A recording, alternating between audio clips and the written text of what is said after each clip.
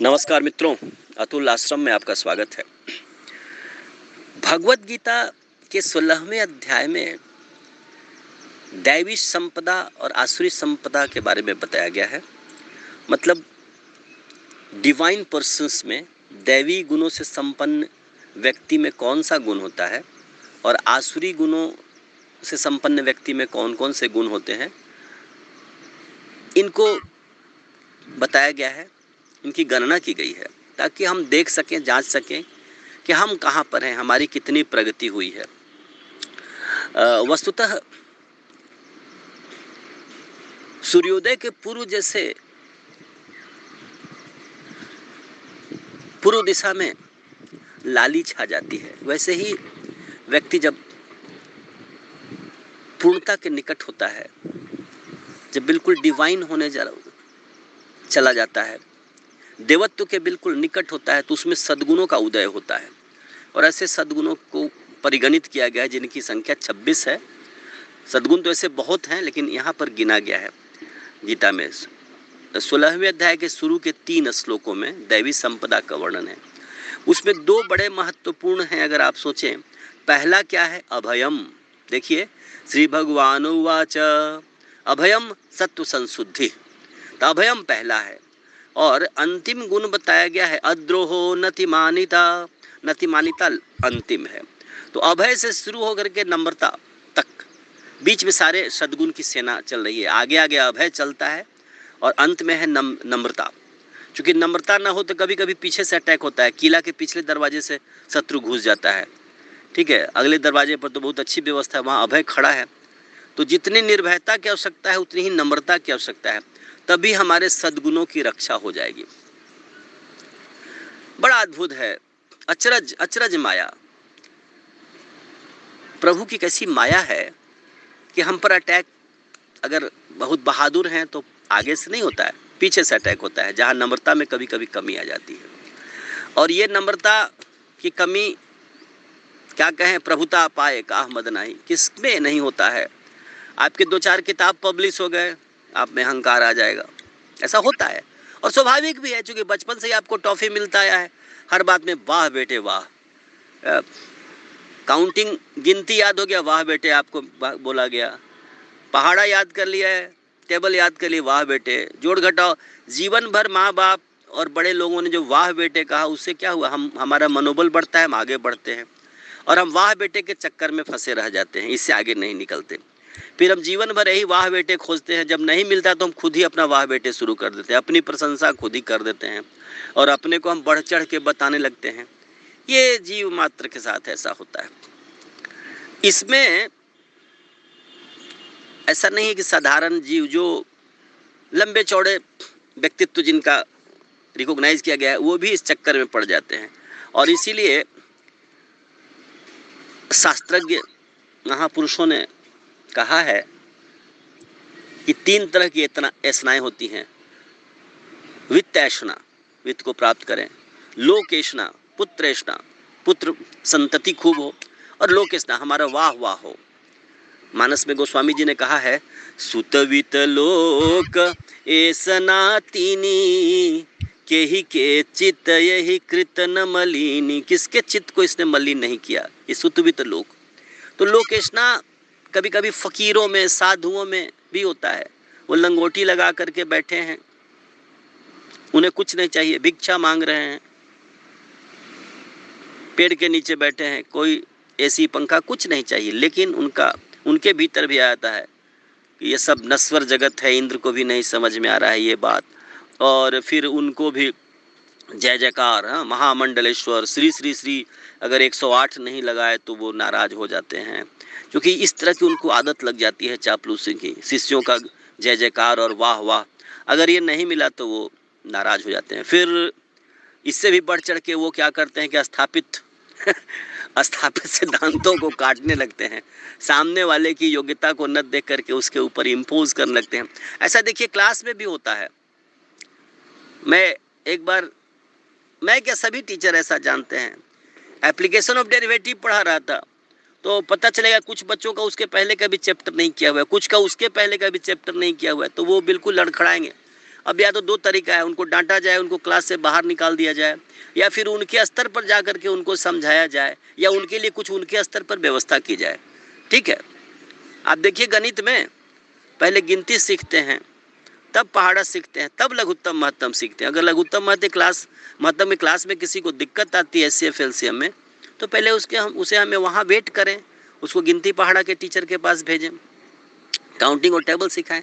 तरीका यह है, न कि उसको झिड़क दें, उसे अज्ञानी मूर्ख कहने लगे, अंग्रेजी हिंदी में गालियां दें और उसे इंसल्ट करें, ऐसा नहीं है।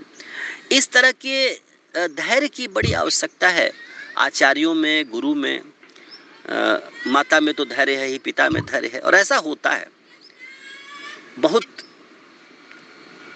सलीके से, बहुत स्नेह से हम अपने पैर में गड़े हुए कांटे को निकालते हैं। कितना दर्द होता है, कितना आहिस्ता आहिस्ता, लेकिन हम दूसरे के कांटों को निकालने में बिल्कुल जल्लाद जैसा बन जाते हैं। तो इसका ध्यान रखना है। भगवत गीता बहुत अच्छा कहती है कि 3 तरह के जो जीव हैं, तो उदाहरण भी बहुत अच्छा भगवत गीता ने दिया है कि जैसे प्रचंड अग्नि के लौ के ऊपर कुछ धुआं है, तो थोड़ा सा फैनिंग कर दो, पंखा चला दो, वो धुआं छट जाएगा, और जो आग की लपट है वो बिल्कुल स्पष्ट हो जाएगी। अग्नि की ज्वाला बिल्कुल स्पष्ट हो जाएगी, बिल्कुल प्रखर हो जाएगी। ऐसा है सतोगुण। फिर कहते हैं कि अगर आईने के ऊपर धूल जमा है, ये भगवत गीता का उदाहरण है। भगवान कृष्ण वेदव्यास या भारत में प्राचीन काल से यह उदाहरण चलाया था, क्योंकि गीता तो कलेक्शन है, भारतीय मनीषा, भारतीय विजडम का कलेक्शन है। तो कहते हैं कि दर्पण पर अगर धूल है, साफ नहीं दिखाई दे रहा है, तो थोड़ा सा उस पर कपड़े से पोंछ दो, धूल हटा और चमक जाएगा। ये दूसरा उदाहरण दिया। तो रजोगुण में भी, रजोगुण से ग्रस्त व्यक्ति को भी चमकाया जा सकता है। लेकिन अगर तमोगुण है, तो उसका उदाहरण भगवान कृष्ण ने दिया, गर्भ स्थित शिशु। तो उसको अभी आप ज़्यादा उसको ऊपर एक्शन मत कीजिए, अभी आपको वेट करना पड़ेगा। जब उसका जन्म होगा, वो बाहरी जगत में आएगा, तब फिर उसकी शिक्षा दीक्षा कीजिए। तो जो तमोगुणी है, जिनके शरीर पर बहुत चर्बी जमा हो चुका है, जिनको अभी कुछ पता नहीं, पहले उनका आहार शुद्ध कीजिए, गर्म पानी पिलाइए, त्रिफला दीजिए, लॉन्ग वॉक पर उनको भेजिए। जब थोड़ी सी हलचल सी शरीर में आएगी, वेट कीजिए, पहले उन पर काम कीजिए, वेट कीजिए। जैसे भूमि की तैयारी करते हैं, बंजर जमीन पर उपज के लिए पहले बहुत तैयारी करते हैं, उसकी जुताई करते हैं, सनलाइट लगने देते हैं, फिर कुछ लेगुमिनस पौधे रोपते हैं, मूंग, उड़द या इस तरह का सन वगैरह का पौधा, फिर उसकी जुताई करके हरी खाद को मिट्टी में डालते हैं, फिर उससे उसका नाइट्रोजन बढ़ता है। जब खेत तैयार होता है तब खेती करते हैं। यहाँ पर बड़े धैर्य की आवश्यकता है। सारे खेत उतना ही उर्वरा नहीं है, सारी जमीन उतनी उर्वरा नहीं है। तो जो चतुर किसान है वो इसको देखता है और भूमिका के मुताबिक फिर पता लगाते हैं, खेत मिट्टी जांच करते हैं, जिंक है कि नहीं है, क्या नहीं है, कितना है, तब उसमें पौधे को लगाते हैं और फिर पौधा फसल लहलहाता है। इसके लिए गुरु में और माता में या सभी लोगों में जो ट्रेनर है, उनमें बड़ी धैर्य की आवश्यकता है। हमें ऐसा नहीं कि कोई बंदा या उस पर हम तुरंत डिक्लेयर कर दिए you are unfit, you are not fit for this course. तो ऐसे तो हम सभी लोगों को ये कर देंगे कि भाई you are not qualified for this, ऐसा नहीं करना है। तो इसके लिए भाई तभी तो गीता कहती है यद इच्छसि तथा कुरु, कि मैंने तुमको सारा ज्ञान दे दिया, अब जो इच्छा है वैसा करो। फिर ज़्यादा कोई रोने कलपने लगा कि नहीं नहीं नहीं मुझे तो कुछ भी समझ में नहीं आ रहा, ऐसा करिए, एक वो भी मार्ग है। तब कहा गया कि ऐसा करो, माँ में कम शरणम ब्रज। लेकिन माँ में कम शरणम ब्रज कोई ऐसा नहीं कि अंतिम उपाय है बस इसी को पकड़ लो। अगर सब लोग ऐसा ही करने लगे तो कोई कुछ करेगा नहीं, सब शरण में चले गए और शरण में बैठ करके तस्मई खा रहे हैं। हमें प्रयास करना है और हमें बहुत कहते हैं कि बहुत डेलिकेट तरीके से लोगों को, बहुत ही केयरफुल होकर के लोगों को किसको टैकल करना है। जो जहाँ है, जो स्टूडेंट जहाँ है, उसको उसी जगह से उठाना है और उसको ट्रेन करना है। ये ऐसी नम्रता, इस तरह का केयरफुलनेस, इस तरह की जो कह लीजिए कि इस तरह का जो सेंटिमेंट लोगों में अगर आ जाए, तो संवेदनशीलता कह लीजिए, तो इतने संवेदनशील हमें होना चाहिए, शिक्षकों को और ट्रेनर्स को, लोगों को, तब हम लोगों को सही तरह से समझ सकते हैं। तो यहाँ बड़ी अच्छी बात कही गई है कि अभयम तो देखें ही सद्गुणों में, ये भी देखें कि नतिमानिता है कि नहीं, नम्रता तो कहीं नहीं छूट रही है। अगर नम्रता छूट गई तो फिर हम लगेंगे लोगों को अनाप शनाप सर्टिफिकेट देने, बहुतों को अनफिट ठहरा देंगे। फिर हम अपने मत को लेकर के लड़ना झगड़ना दूसरे के साथ शुरू करेंगे, दूसरे का हम सुनने को तैयार नहीं होंगे। और इससे क्या होगा कि विवाद, विद्वेष और वितंडा खड़ा हो जाता है। फिर आपस में लोग, तो ऐसा नहीं, हम स्वीकार करें। इसीलिए तो सेमिनार होते हैं, एक दूसरे का विचार सुनते हैं। फिर कोई वैज्ञानिक अगर कोई खोज करता है तो पहले उसे बुलाया जाता है रॉयल सोसाइटी में, फिर अपना सुनाओ। रमन ने अगर कुछ रमन्स इफेक्ट निकाला तो उनको इनवाइट किया गया, इनवाइट करके कहा गया कि आप अपने सिद्धांत को बताइए, फिर सब लोग समझते हैं। आज देखिए क्ले इंस्टीट्यूट भी बुलाता है, मिलेनियम प्रॉब्लम जो भी सॉल्व कर ले रहा है उसको बुलाया जाता है, वो सेमिनार देता है, समझाता है, फिर लोग एक्सेप्ट कर लेते हैं। तो चर्चा बहुत ही मुक्त रूप से होनी चाहिए, ओपनली होनी चाहिए। इससे हम कन्विंस करेंगे, क्योंकि विजय किसी व्यक्ति की नहीं होगी। व्यक्ति क्या है, विजय तो सत्य की होगी, विजय तो धर्म की होगी। यतो धर्मः ततो जयः, सत्यमेव जयते। तो आपकी और मेरी या आपके मत और मेरे मत की विजय नहीं है, विजय सत्य की है, विजय सर्वत्र धर्म की है, विजय ईश्वर की है। और ईश्वर को काम करने दें, हम माध्यम बने और किसी सिद्धांत को किसी के ऊपर इम्पोज न करें, सबको ध्यान से सुने, ये बहुत ही ज़रूरत है। इसीलिए इस नतिमानिता की भी उतनी ही आवश्यकता है जितनी अभयम की। लेकिन अभय बढ़ता है तो कभी नतिमानिता न हो तो वही अभयम क्या बन जाएगा, अहंकार बन जाएगा। और फिर व्यक्ति एक अनाचार या कुहराम मचा देता है दुनिया में। इसलिए ये सबों के लिए आवश्यक है, चाहे वो साधारण व्यक्ति हो या तथाकथित कोई गुरु हो या धर्म गुरु हो या कोई भी हो, इन सबों के लिए गीता ने तो ऐसा ही कोड कंडक्ट दिया है।